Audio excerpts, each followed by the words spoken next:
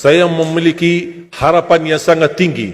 InsyaAllah Indonesia, sepanjang apapun kegelapan, sepanjang apapun kegelapan kezaliman, sepanjang apapun kehilangan keadilan, InsyaAllah akan datang satu saat terbitnya matahari adil. Dan InsyaAllah Indonesia akan menjadi negara Al-Quran. Saya bisa meyakinkan gitu karena saya telah merasakan bagaimana di Turki. Turki negara sekuler yang ratusan tahun serangi Islam, ratusan tahun menabaikan Islam, tidak boleh kumandangkan azan dalam bahasa Arab, tidak boleh ada rumah tahfiz, tidak boleh ada pesantren, tidak boleh belajar agama, tidak diberikan anak-anak kita bisa belajar dengan sendirinya Al-Quran. Semuanya dilarang dengan keras, bahkan terancam orang-orang yang melanggar aturan itu. Allah subhanahu wa ta'ala melahirkan seorang presiden yang bisa membaca Al-Quran. Coba buka di YouTube bacaan Erdogan bagaimana. Itu dilahirkan dari negara sekuler. Saya bisa meyakinkan InsyaAllah 1 juta menghafal Al-Quran. Dan bapa ibu mudah-mudahan masih punya umur akan mendengar pengumuman besar. Imam besar salat Idul Fitri dan Idul Adha sekaligus khatib adalah Presiden Republik Indonesia menghafal Al-Quran. Itu yang saya yakini. Dan saya tidak pernah merasa lelah.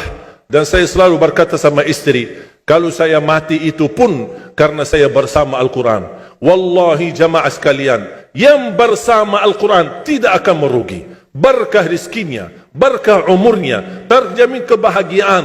Allah subhanahu wa ta'ala hanya minta satu, berkenan bersama Al-Quran di dunia. Apa yang kita dapat? Apa yang akan dibalas? Akan Al-Quran temani kita di dunia, akan temani kita saat sakratul maut, akan temani kita di kuburan membela kita, akan menemani kita saat kita dibangkit oleh Allah, akan menemani kita saat hisab, akan menemani kita saat berjalan di atas sirat yang sangat tipis dan panjang, bahkan tajam jalanannya. Begitu sampai ke surga, apakah Al-Quran melepas? Tidak akan melepas. Al-Quran masih berkenan, padahal kita hanya cuma sekali berteman sama Al-Quran di dunia. Dia begitu luar biasa panjangnya bertemanan sama kita sampai ke surga, bahkan akan temani kita masuk surga. Sebagaimana bersabda Rasulullah SAW, yuqalu liqari'il Quran, ahlul Quran di dunia yang kesibukannya baca, kesibukannya hafal, tidak membuangkan waktu sia-sia, selalu bersama Al-Quran. Allah suruh dia, bacalah dalam surgamu, naik derajatmu. Baca, naik lagi, tambah lagi baca, naik lagi. Sampai di posisi mana pun anda berhenti baca, disitulah posisimu di dalam surga. Bagaimana kata Siti Aisyah di riwayat Imam Muslim, jumlah tingkatan-tingkatan dalam surga Allah sesuai jumlah ayat Al-Quran. Oleh karena itu tidak ada yang lebih tinggi di dalam surga Allah daripada Ahlul Quran. Cukuplah bahagia Ahlul Quran ketika di hari kiamat dipanggil, semua manusia dibangkitkan oleh Allah. Malaikat memberikan pengumuman, mana Ahlul Quran? Berdiri, rapat, berdekatan. Mereka maju, mau bawa kami ke mana? Kalian terpilih menjadi orang yang terdekat sama Allah. Karena Ahlul Quran adalah keluarga Allah subhanahu wa ta'ala. Bukan hanya kita sendiri yang mendapatkan anugerahnya dan manfaatnya.